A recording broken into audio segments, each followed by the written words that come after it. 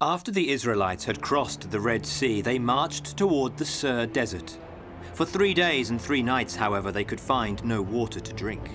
Eventually, when they reached Marah, they found water, but it was bitter and unfit for drinking.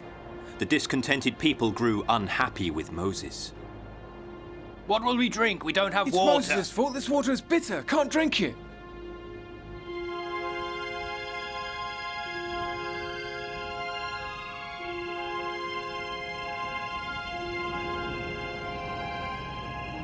Lord, give me a sign, just a sign. We don't have any water left. Moses, Moses, I am your Lord. With me by your side, you've nothing to fear. My people will stone me if I don't find water to quench their thirst, my lord. Now I will tell you what you have to do. I will obey you, my lord, my God. Now I'll give you a staff that you'll have to thrust into a rock and water, which will turn to fresh water. I'm your servant, my lord. Moses went back to the Hebrews with the staff God had given him to make fresh water.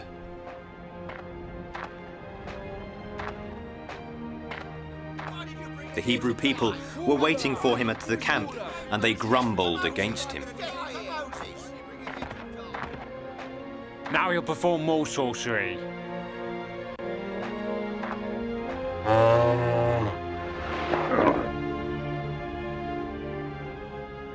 But Moses trusted God's words, so he passed among them and went towards a mountain. Immediately Caleb and Joshua ran to his side to protect him. Moses climbed the mountain, where he found a multitude of Hebrews waiting for him. He looked at them, and then he thrust the Lord's staff into a rock. Immediately, a spring of fresh water poured out of the cleft. At first, the astonished Hebrews could not believe it. They had water to drink, finally. The rush of water became a brook, and then a lake, where everybody, adults and children alike, could refresh themselves and drink. And so could the animals and birds.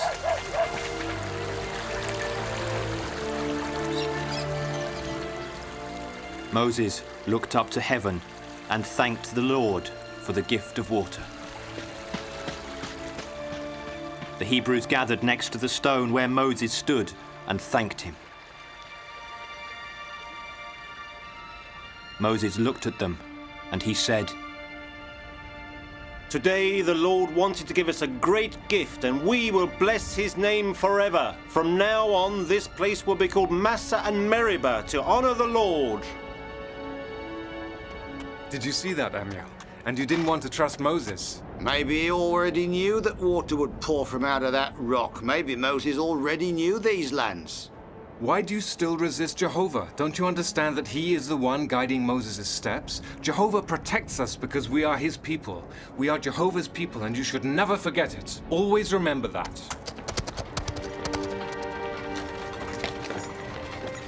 The people are tired. The supplies are almost depleted. We'll make it, you'll see. Up!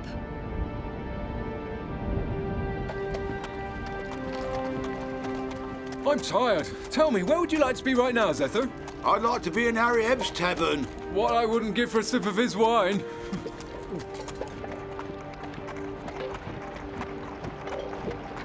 How many days till we reach the Promised Land? We still don't know, but if we resign ourselves to the Lord, he'll guide our footsteps. If we don't, we'll be lost in the wilderness. We must have faith.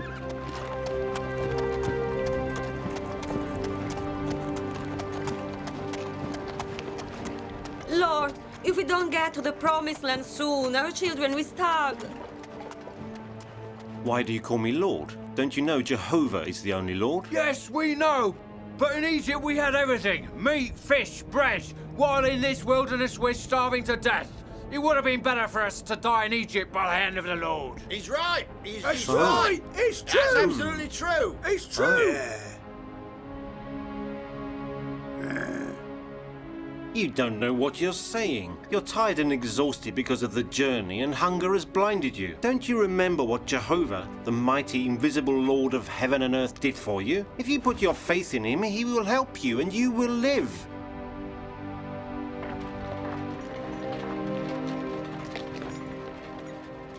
After their departure from Mara, Moses and the Hebrews' caravan arrived at the desert of Sim and camped there.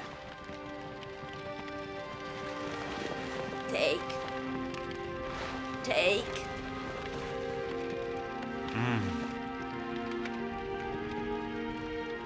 We've nothing left for tomorrow. Our fate lies in the hands of God. Let's go to sleep now. And the Hebrews fell asleep. But during the night, somebody looked after their needs. And in the morning, the Hebrews had a pleasant surprise.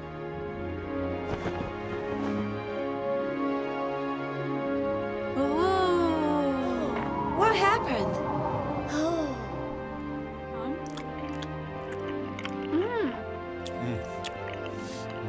It's very sweet. The children of Israel gathered plenty of the unusual food, happy to have something to eat, finally. Take. This is a gift from Jehovah. This food he provided us with for the journey is very nourishing. Gather enough of it for each one of you. Nobody must leave anything for tomorrow. This is the Lord's command. Because he'll send more of it every day for as long as we need it. The entire community of Israelites left the desert again according to the orders of the Lord. However, somebody was spying on their movements. Huh? Let's go!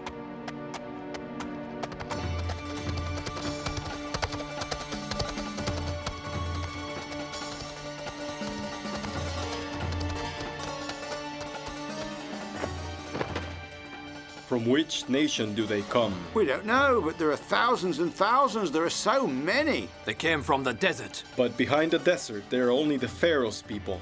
The people we saw are not Egyptians. Whoever they are, they're invading our land. What should we do with them, Amalek? We will do what we have always done. We will attack them. There's no place for two peoples in this land. We'll chase them out. Let's go.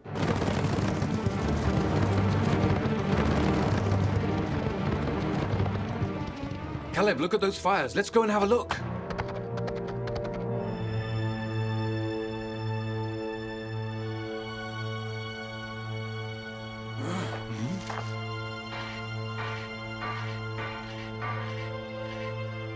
There are many. Let's get out of here. Yes, let's go and tell Moses straight away.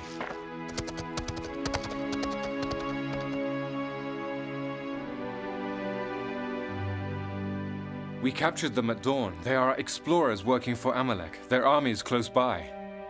And where are they at this moment? In the valley. They're already advancing against us. How many are there, Joshua? Many thousands. And they have good weapons. It doesn't matter because Jehovah will fight with us. Choose from among the Israelis the best men you want to take with you. Tomorrow we'll give battle to Amalek. I'll stand on that hill with the staff of Jehovah in my hand. And you elders, take shelter. Attack!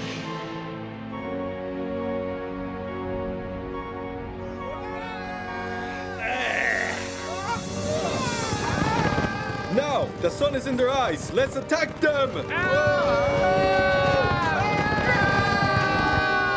Get ready!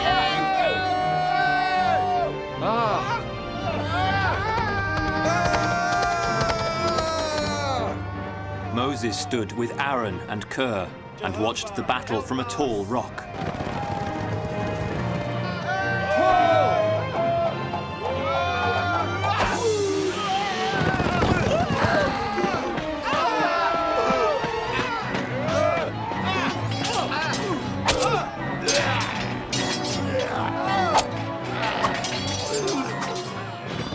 Amalek hurled himself like a fury upon the Hebrews.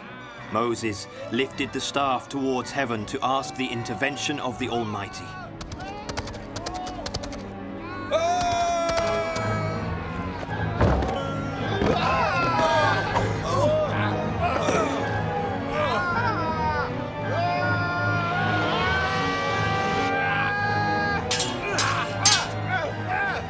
Moses' arms were tired, and he could now barely lift the staff. The Hebrews were not equipped to fight such a battle and looked doomed. It was as if the staff had turned to stone, and Moses lowered his arms.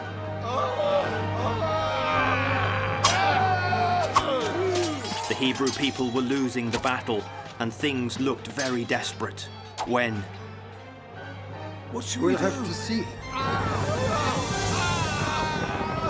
Aaron and Ker, worried about the battle, approached Moses and looked at him. Moses looked up at them, and his face showed suffering. Then, the two prophets lifted Moses' arms and held them up so that he could keep the staff of the Lord high.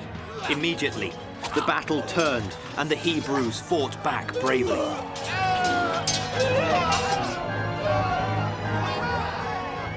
But Moses' exhaustion increased ever more. Aaron thought he should sit on a stone.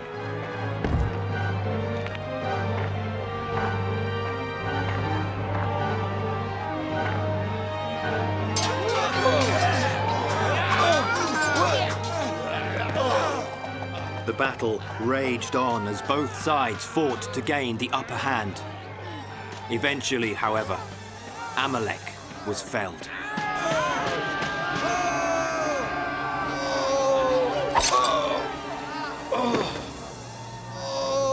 Who are you to beat me? What's your name? What's your people called? I am Joshua, and my people are the people of Jehovah the Almighty.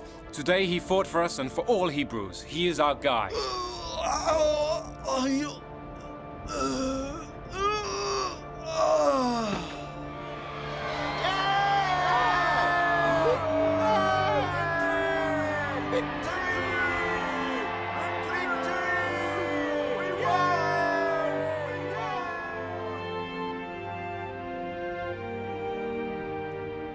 To mark the victorious battle, Moses built an altar and proclaimed, This is for the Lord, who is my flag.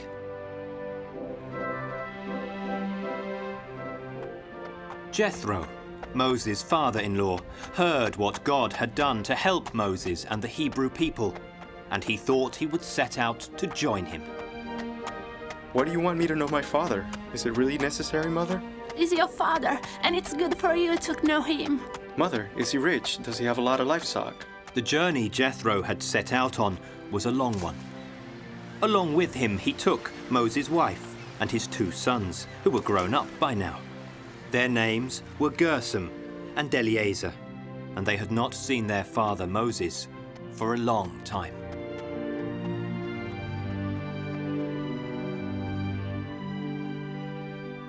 Moses and the Hebrews had stopped at the Mount of God and were camping there.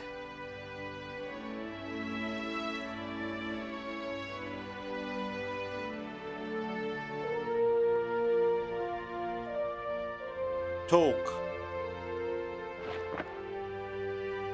Moses, his goat didn't see my pit and fell into it and died.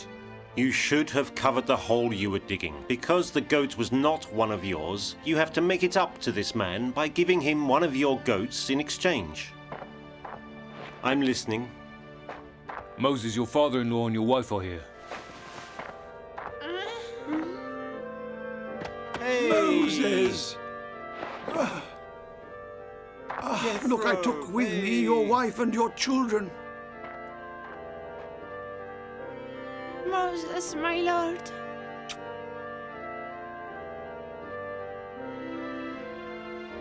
Look, these are your 2 sons. Ah.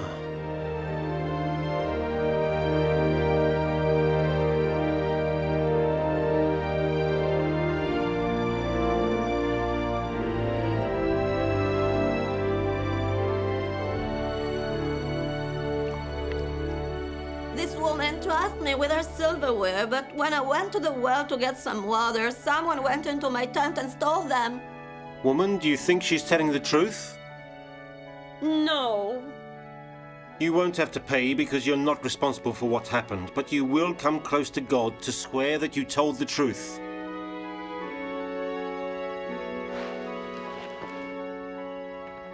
It's your turn to speak.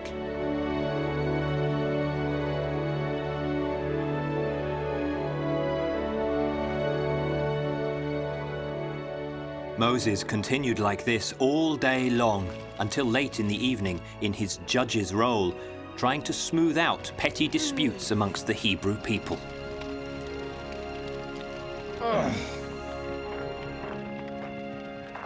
Setting fire to a thorn bush, this woman burnt part of my tent. It was the wind. You, woman, will repay this man by helping him to mend his tent.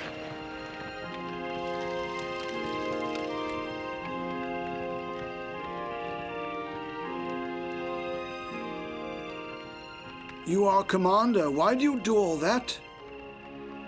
I don't know what else I should do, Jethro. Choose among the different efficient men who fear God.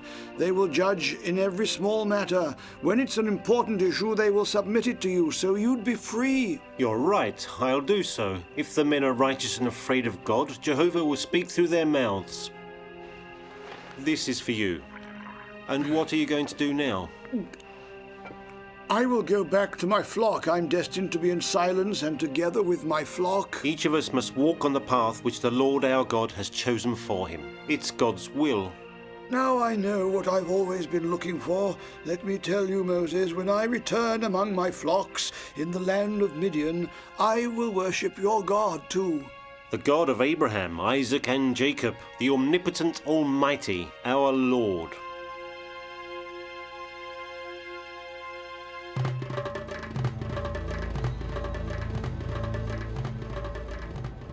After spending several days together, Moses' father-in-law, Moses' wife Zipporah, and his 2 sons left to return to their native land.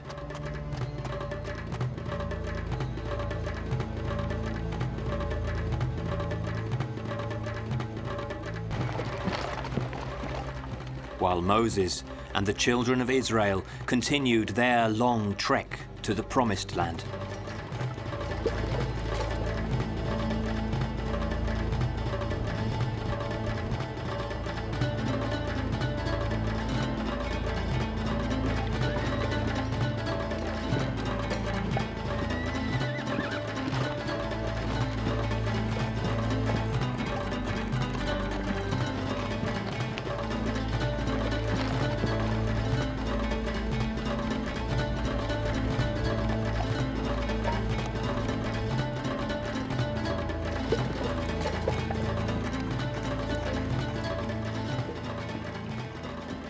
They passed mountains, rivers, and crossed flat lands until they arrived at the Sinai Desert, where they pitched camp next to a holy mount.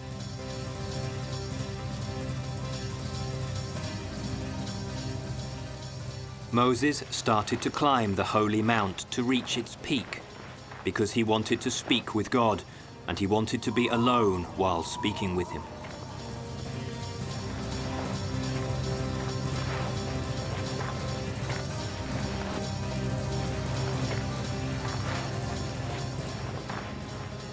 When he reached the peak, Moses called out for God. Lord, Lord, here I am! Moses, Moses, speak like this to the house of Jacob and tell this to the children of Israel. You saw what I have done to the Egyptians and how I have borne you on eagle's wings and brought you to myself. And now if you really obey to my voice and keep my covenant, then shall you be my own special treasure out of all the peoples, for all the earth is mine. Do you want to do what the Lord said? We will do what the Lord said! Jehovah said, go to the people, sanctify them, and let them wash their clothes. Let them be ready for the 3rd day, because the Lord will descend on Mount Sinai.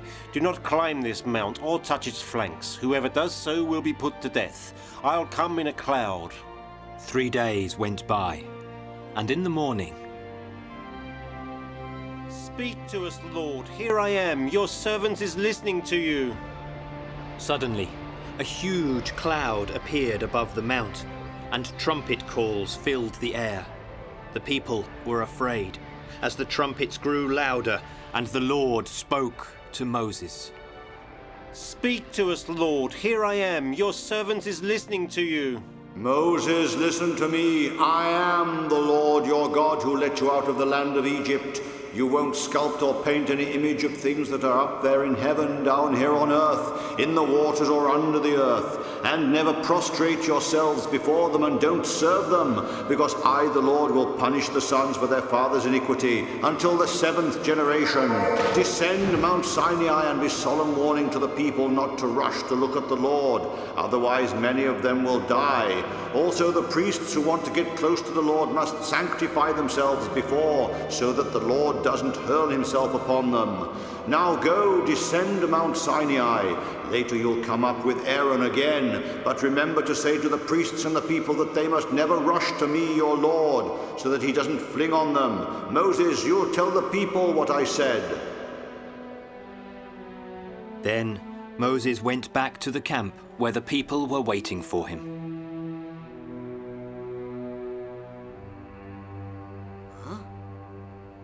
When he appeared through the fog, his mood was clear.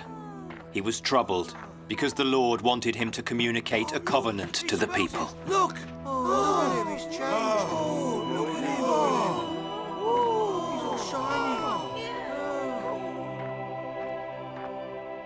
I want to write down everything the Lord told me, and then we'll go to the mountain together.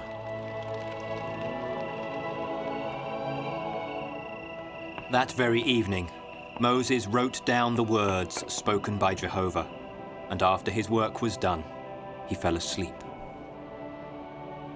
He rose early in the morning, and with the help of his people, he built a huge altar at the foot of the mountain, and also 12 rods, one for each tribe of Israel. Then he offered to the Lord all the sacrifices that the people had made. And he spoke the words of the Lord to the people gathered around him. Those are the words that the Lord told me to tell you when I was on Mount Sinai, and that I wrote on this scroll for you. We will do what Jehovah commands, and we will respect him, this scroll, and Jehovah's words that it contains. All the Hebrews shall respect it forever, in the name of the Lord of Abraham, Isaac, and Jacob. Then he took the blood of the sacrifices. This is the blood of the covenant that Jehovah made with you, and you must all swear with one voice. We'll do all that Jehovah commanded. Blessed be his holy name.